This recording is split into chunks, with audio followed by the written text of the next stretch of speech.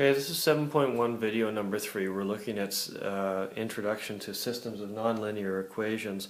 In our last video we looked at a system, a nonlinear system, where we had a quadratic and we had a linear equation or a linear relation.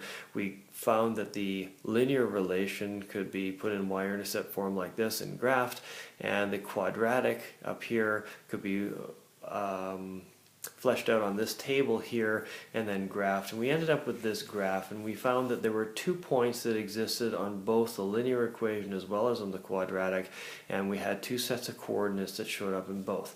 So our next test then is to test whether or not the coordinates 1, 3 or negative 1, 3 actually work in both of these equations, and the coordinates 3, negative 5, do they work in both equations?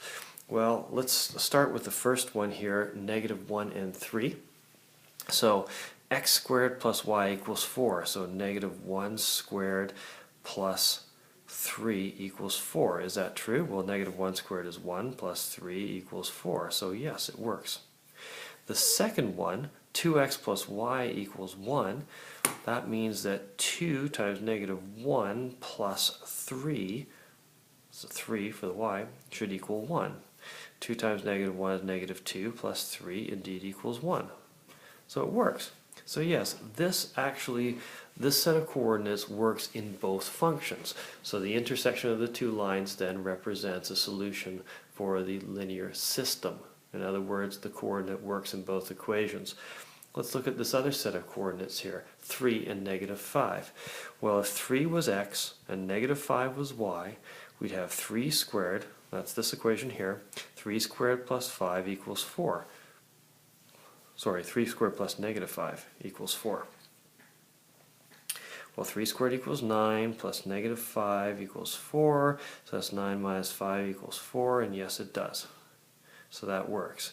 Does it work in the lower equation, 2x plus y equals 1? Well, that would be 2 times 3 plus negative 5 equals 1. 2 times 3 is 6, plus negative 5 is negative 5 equals 1, and that works as well.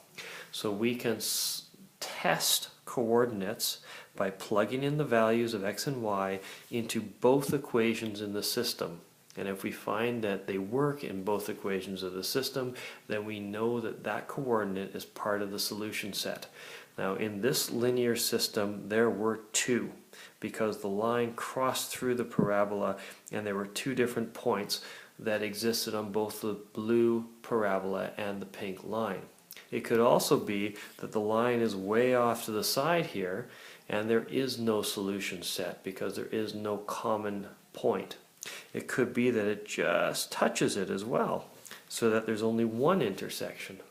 Or it could be that it crosses through, as it did in this case, where the pink goes through the blue and there are 2 different solutions. But those are the only 3 choices. Either there are 2 solutions, 1 solution, or no solutions. When you have a line, in other words a linear function, and a parabola. Next you have to look at what happens if you have 2 parabolas. That's the subject of another video.